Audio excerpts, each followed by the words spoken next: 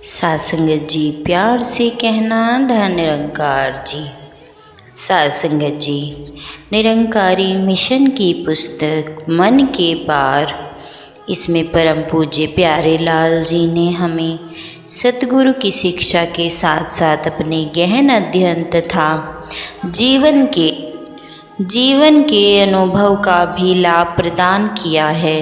सहज समर्पण, प्रेम, भक्ति, चिंतन, मनन, समदृष्टि इत्यादि से लेकर पाप, पुण्य, संतोष तथा आशीर्वाद जैसे विषयों पर गहन चर्चा की। इसी प्रकार आप सभी इस पुस्तक के एक एक वचनों का आनंद लें, एक एक वचनों को ध्यान पूर्वक सुने। प्यार से कहना धन निरंकार जी। इस पुस्तक का दूसरा टॉपिक है पाप और पुण्य। साधारणतः पाप शब्द का शब्दकोश में अर्थ मिलता है इस लोक में बुरा माना जाने वाला तथा परलोक में अशुभ फलदायक कर्म। पातक, गुनाह, अपराध, जुर्म, वध, हत्या, बुराई, अहित आदि भी पाप के ही समानार्थ शब्द हैं, रूप हैं। आध्यात्मिक जगत में सर्वप्रथम इस शब्द का मूल अर्थ बन जाता है भूलना। पाप शब्द का नैतिकता से मनुष्य के शुभ अथवा अशुभ कर्मों से लेना देना तो बाद में है। इसका पहला संबंध भूल जाने से है कि मनुष्य कौन है, यहाँ कहाँ से आया है और इसे कहाँ जाना है। मानो संसार में आकर इसने अपनी ही पहचान नहीं की तो यह पाप है। यहीं से हर वह कर्म जन्म लेता है जिसे वह गुनाह, अपराध, जुर्म अथवा बुराई कहते हैं। पाप शब्द का अर्थ आक्रमण भी है। आक्रमण पदार्थों पर और पुण्य है प्रतिक्रमण पदार्थों से।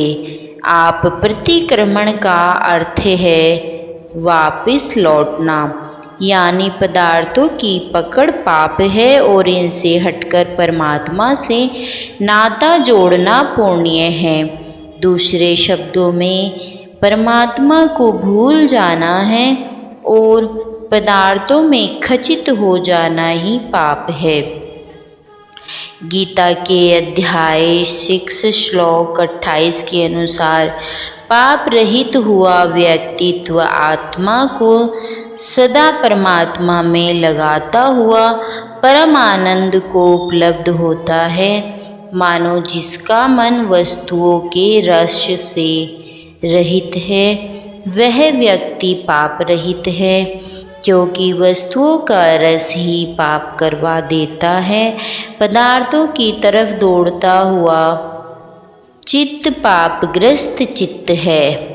इस प्रकार इस श्लोक से भी यही समझा जा सकता है कि मन को लगातार पदार्थों में लगाए रखना पाप है और मन को लगातार परमात्मा में लगाए रखना पुण्य है। पाप का फल दुख है और पुण्य का फल आनंद है। लेकिन यह बात ध्यान में रहे कि पदार्थों का सही उपयोग एक बात है और पदार्थों में मन को लगातार लगाए रखना बिल्कुल दूसरी बात है। हमें यह स्वीकार करना होगा कि पदार्थ जीवन में साधन है मगर साध्य नहीं है, यानी इन्हें त्याग भाव से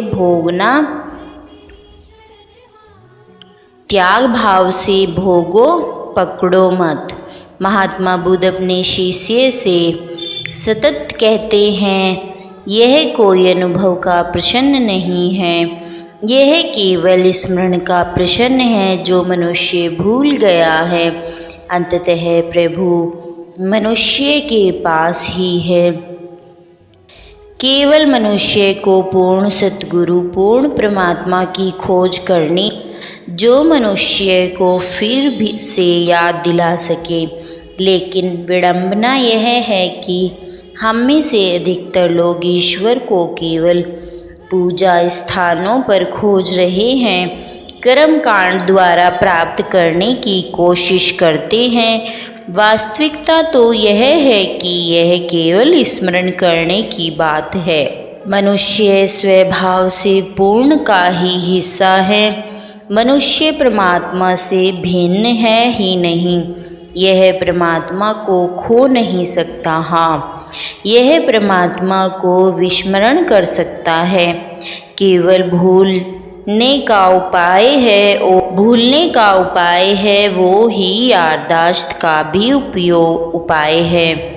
मानो जिस ढंग से मनुष्य भूलता है उसी ढंग से याद भी करता है। यह है वापस लाने की यात्रा। और यह अनुभव की मनुष्य हिंसा है, पूर्ण का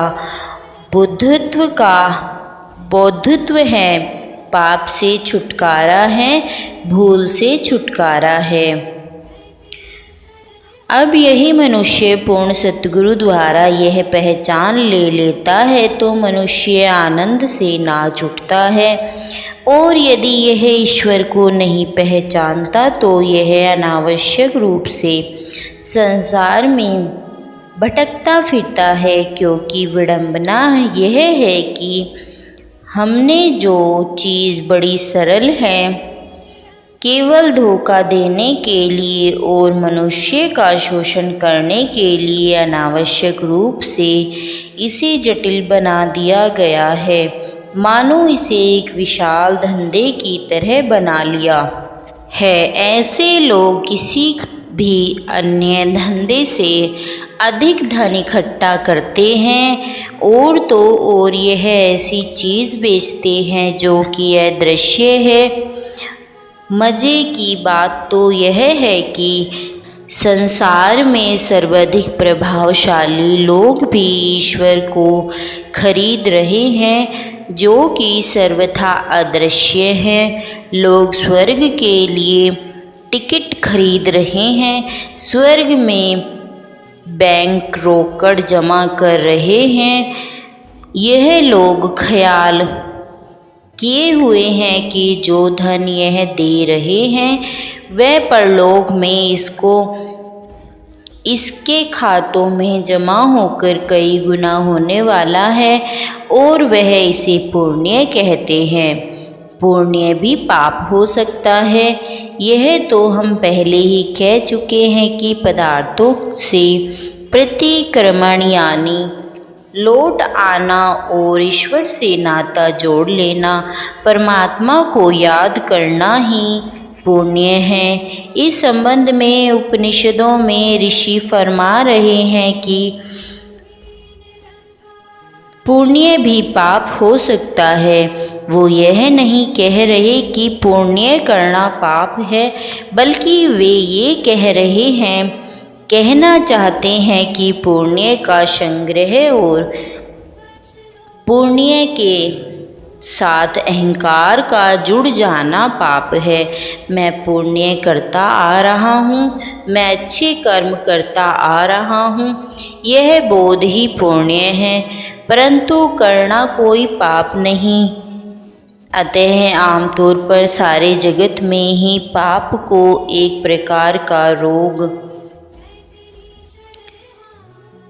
कहा जाता है, मगर आध्यात्मिक जगत में अहम भाव के साथ किया गया पुण्य भी एक प्रकार का रोग ही है, पाप ही है, क्योंकि अक्सर हम पुण्य करते हुए पुण्य के गुण धर्म हो जाते हैं। मानो पुण्य करते करते हम पुण्य करता हो जाते हैं। अंततः ये ख्याल मैंने पुण्य किया, मैंने परोपकार किया, मैंने कर्म अच्छा किया और इस पुण्य की जगह जगह चर्चा करते रहना बहुत सूक्ष्म अस्मिता को निर्मित करना है और यह ख्याल कि मैं पुण्य कर सकता हूँ, परोपकार कर सकता हूँ, अच्छा कर्म कर सकता हूँ, कर्तापन के भाव को जन्म देना है और कर्ता भाव का भाव फिर अहंकार को पैदा करता है, इसे ताकतवर बनाता है। वास्तविकता में अहंकार ही पाप का जनक है। इसीलिए जहाँ से भी अहंकार निर्मित हो जाता हो वही पाप हो जाता है, चाहे वह फिर पुण्य ही क्यों न हो।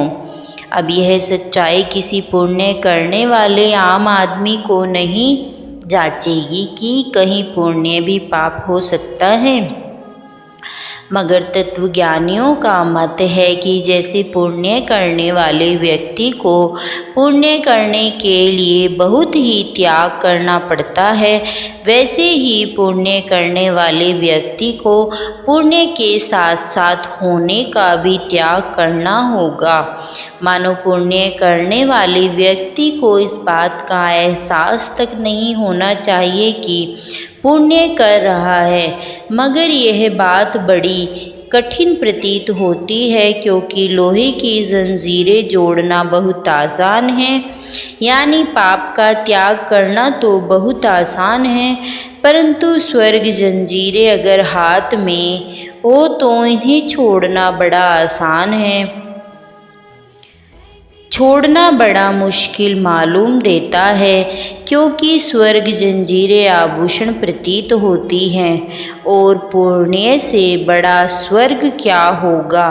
पुण्य तो शुद्ध स्वर्ण है और इसे छोड़ने की मनुष्य की हिम्मत नहीं होती। हाँ, पूर्ण सतगुरु की अपार कृपा से जब मनुष्य भली भांति जान लेता है कि जंजीर लोहे की है चाहे सोने की है, इससे कोई फर्क नहीं पड़ता, जंजीरें तो जंजीरें ही होती हैं। इसी प्रकार कारागृह की दीवारें चाहे महल जैसी हो, इसमें कोई अंतर नहीं पड़ेगा। मानो ये जंजीरें और कारागृह है अहंकार। अंततः जब यह मनुष्य पाप और पुण्य के स्वभाव को ठीक से न जान ले, तब तक पाप और पुण्य से छुटकारा नहीं मिल सकता। मानो जब तक मनुष्य पूर्ण सतगुरु द्वारा ठीक से पाप और पुण्य के रहस्य को नहीं जान लेता, पाप और पुण्य को परिपूर्ण से नहीं जान लेता, तब तक यह इनसे मुक्त नहीं हो सकता। संपूर्ण अवतार वाणी में भी फरमाया गया है, जैसे ऐसे जंदी संगत करके चैन दिलानू आंदा है, ऐसे जन दे दर्शन करके पाप पुण्य मिट जांदा है। अब शरीर की जो बीमारियां होती हैं, ये बीमारियां पहले निदान चाहती हैं और फिर उपचार, लेकिन चेतना के रोग, चेतना की बीमारी ऐसी होती है कि पहले निदान हो फिर उपचार। महात्माओं का कथन है कि चित्त की बीमारियों में निदान ही उपचार है, क्योंकि न जानने के कारण ही चित्त की बीमारियां जैसे काम, क्रोध, लोभ, मोह और अहंकार होता है। इन बीमारियों का और कोई कारण नहीं है। चुनाचे जैसे दिए जलते ही अंधेरा दूर हो जाता है, क्योंकि अंधेरे का कुल कारण प्रकाश का अभाव था और दिया जलने के बाद अंधेरे को कहीं हटाना ही नहीं पड़ता। दिए को जलते ही अंधेरा काफूर हो जाता है। इसी प्रकार पूर्ण सतगुरु चेतना की सभी बीमारियों का पूर्ण वैद्य है और यह नाम रूपी दारू देकर चेतना के सभी रोग मिटा देता है। नाम है दारू सब रोगांदा, साभे दुख मिटावे नाम। अंत में कहना पड़ेगा कि अज्ञानी ही पाप है, न जानना ही बंधन है। सब तो वड्डा पाप है लोका, जे प्रभु दर्शन पाया नहीं। उदाहरण के तौर पर क्रोध क्या है। जिस दिन हम क्रोध को परिपूर्ण से जान लेते हैं, जिस दिन हम क्रोध के प्रवेश कर लेते हैं, क्रोध की परत परत को जान लेते हैं, उसी दिन क्रोध से हमें छुटकारा मिल जाता है। फिर ऐसा नहीं कि क्रोध को जानने के बाद छुटकारे के लिए हमें कुछ और करना पड़ता है। मानो ऐसा नहीं है कि पहले जान लेते हैं कि यह क्रोध है और फिर उसे छोड़ने के लिए कोई उपाय करना पड़ता है, ऐसा नहीं है। क्रोध को जानना ही इससे छूट जाना है। इसी प्रकार सतगुरु कृपा से पाप और पुण्य को परिपूर्णता से जान लेना ही पाप और पुण्य से मुक्त हो जाना है। प्यार से कहना, धन निरंकार जी।